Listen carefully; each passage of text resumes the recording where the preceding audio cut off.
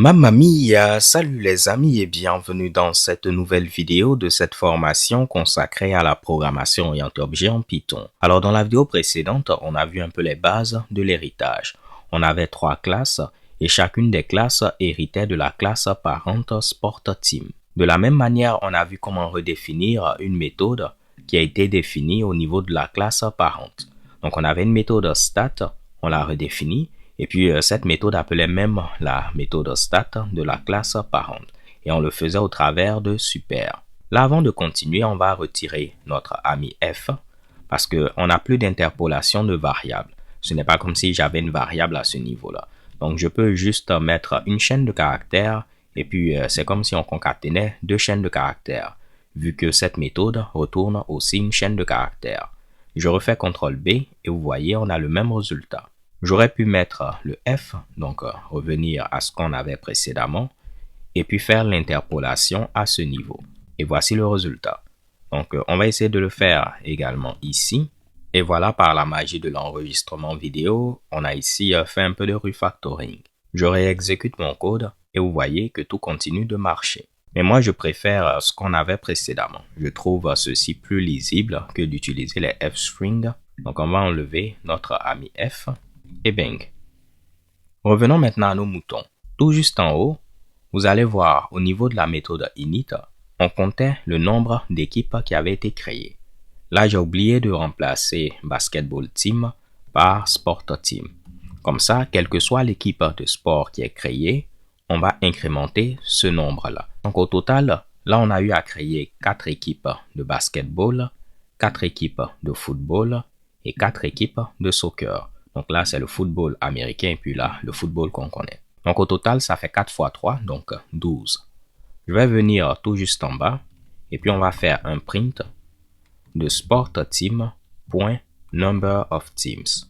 Et normalement, sans surprise, on voit 12 qui est affiché.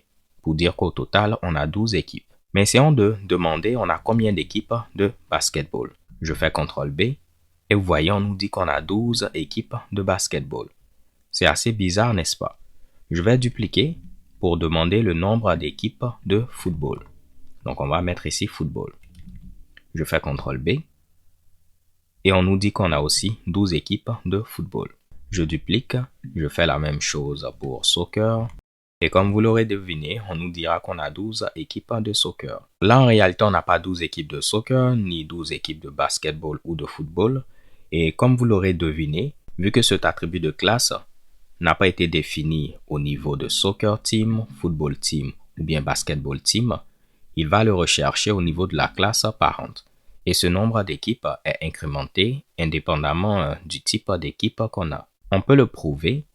Je vais commenter tous mes prints de cette manière-là.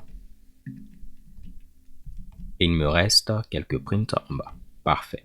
Maintenant, ce que je vais faire, je vais afficher la valeur avec Sport Team. Normalement, ça doit afficher 12 partout. Mais si on fait un print de sportteam.underdict, vous allez voir que au niveau de notre classe sportteam, on a bel et bien un attribut number of teams. Et puis la valeur, c'est 12. Désolé, je ne devais pas cliquer. Mais si on fait la même chose au niveau de basketball team, on peut voir qu'on n'a pas d'attribut number of teams. Donc, lorsqu'on recherche cet attribut, il va le rechercher au niveau de la classe parente. Et on a vu tout à l'heure que la valeur était 12, vu qu'on a incrémenté ceci pour chacune des équipes créées. OK? Un autre moyen aurait été d'utiliser help. Si on fait help sur basketball team, on peut voir qu'on dit qu'on a hérité de number of teams, donc de cet attribut, depuis notre classe de base. La none est affichée parce que help retourne none. En réalité, j'aurais pu mettre simplement help sans le print. Et puis, on aurait ce résultat. Donc, peut-être dans votre cas, c'est ce que vous souhaitez avoir.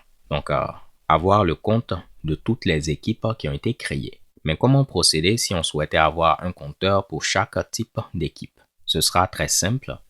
On viendra au niveau de chaque classe et on va définir number of teams.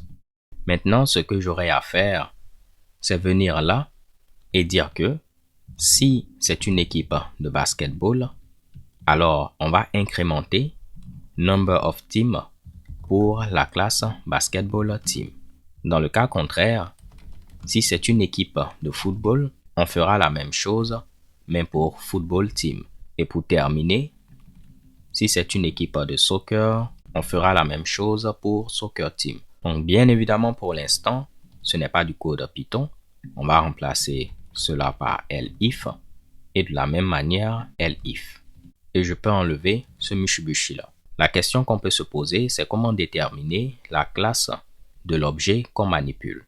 Donc notre objet, ce sera des fois un objet de type basketball team, des fois de type football team et des fois de type soccer team. Si on vient au niveau du shell interactif, quel que soit l'objet que vous avez, prenons par exemple une chaîne de caractères, on peut demander la classe en mettant $class. Et on peut voir que c'est un objet de la classe str.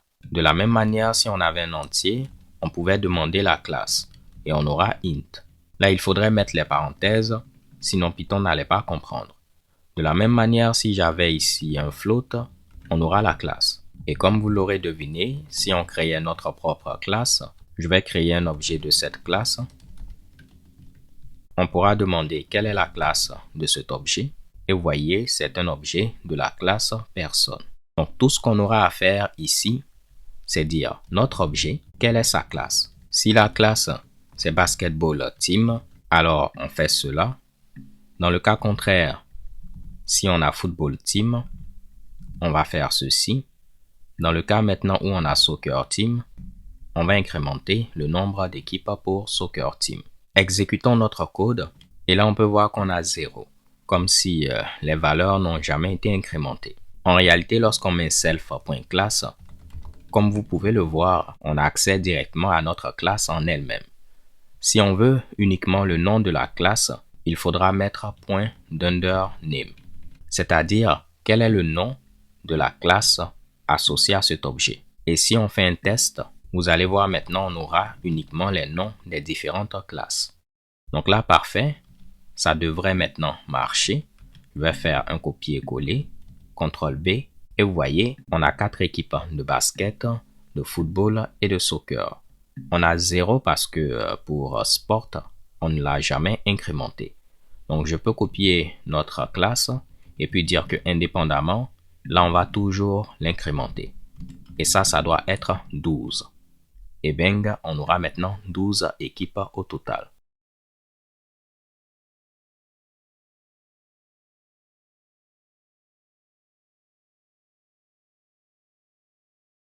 Juste pour vous le prouver, on va commenter la création d'une équipe de basket, de 2 équipes de football et de 3 équipes de soccer. Donc on aura 3 équipes de basket, 2 équipes de football et une équipe de soccer. Au total, ça fera 6 équipes. Et vous voyez, 6 équipes au total, 3 de basket, 2 de football et 1 de soccer. En lieu et place de se fatiguer, on aurait pu faire quelque chose de plus simple. J'aurais pu remplacer tout ceci en mettant self.class et là on sait qu'on a accès à notre classe, donc ce sera soit basketball, soit football, soit soccer. Donc en fonction de la classe, on va prendre son attribut qu'on va incrémenter et toutes ces vérifications là n'ont plus lieu d'être. Donc quand on aura un objet de type basketball team, il va incrémenter la valeur de l'attribut pour basketball team. Ce sera la même chose pour football et pour soccer. Et là maintenant, indépendamment de l'équipe, on incrémente aussi cet attribut afin d'avoir le nombre total d'équipes. On devrait donc avoir le même résultat que précédemment. Et vous voyez, 6 équipes au total, 3, 2, 1. Essayons maintenant de retirer notre attribut de classe au niveau des classes filles. Si on réexécute le code, on peut voir qu'on n'a plus le même résultat que précédemment. On nous dit qu'on a 3 équipes de basket, 5 équipes de football et 6 équipes de soccer, ce qui n'est pas vrai. Essayons d'expliquer cela. Rappelez-vous, ceci va être remplacé soit par basketball team, ou bien football team, ou encore soccer team. Et de la même manière, cette instruction, c'est comme si on avait réécrit ceci de cette manière. Je vais l'écrire pour que vous puissiez vous en souvenir. Donc là, on demande à prendre la valeur de l'attribut number of team qu'on a au niveau de notre classe. Imaginons basketball team. Donc vu qu'on n'a pas cet attribut au niveau de basketball team, il va prendre la valeur de l'attribut qu'on a au niveau de sport team. Et la valeur actuellement, ce sera 0.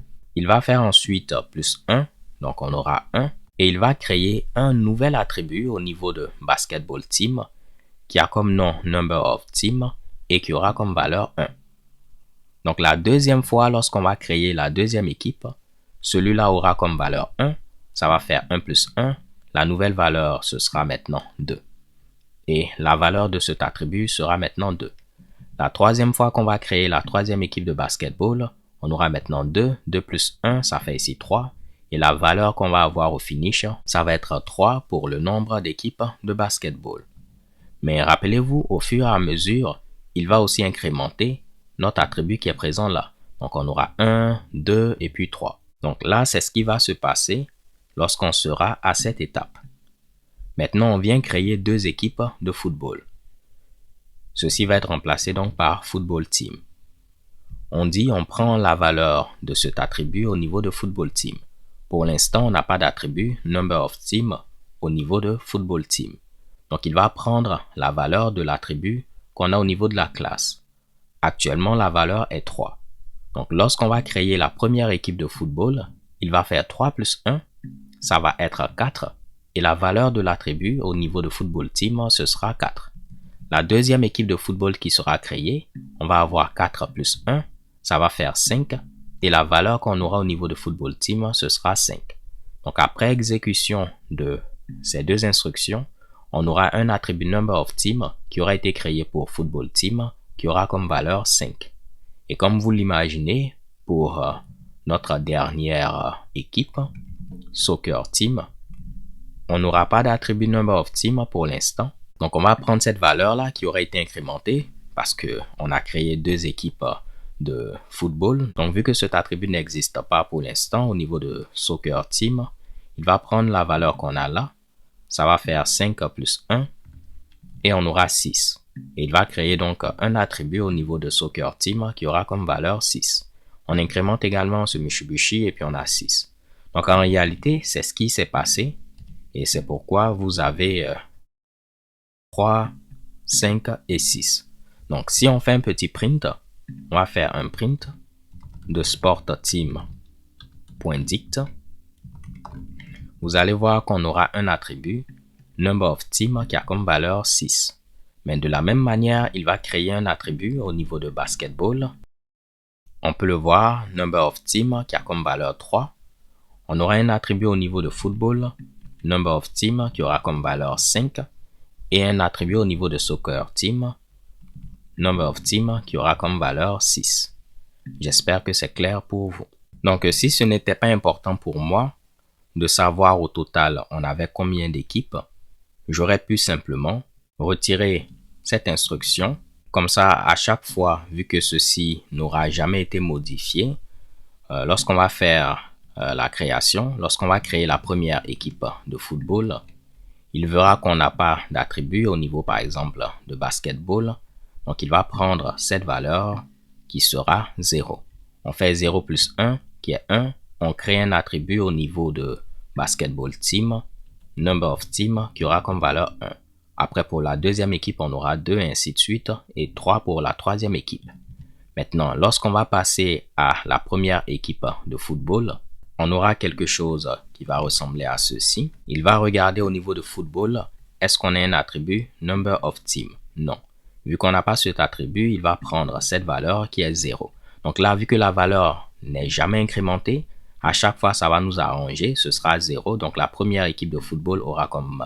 donc après création de la première équipe de football, on aura 1, après ici 2. Donc si je laissais ceci de cette manière-là, sans incrémenter cette valeur, vous allez voir que ceci aurait marché. On aura 0 équipe au total parce que cette valeur n'est jamais incrémentée.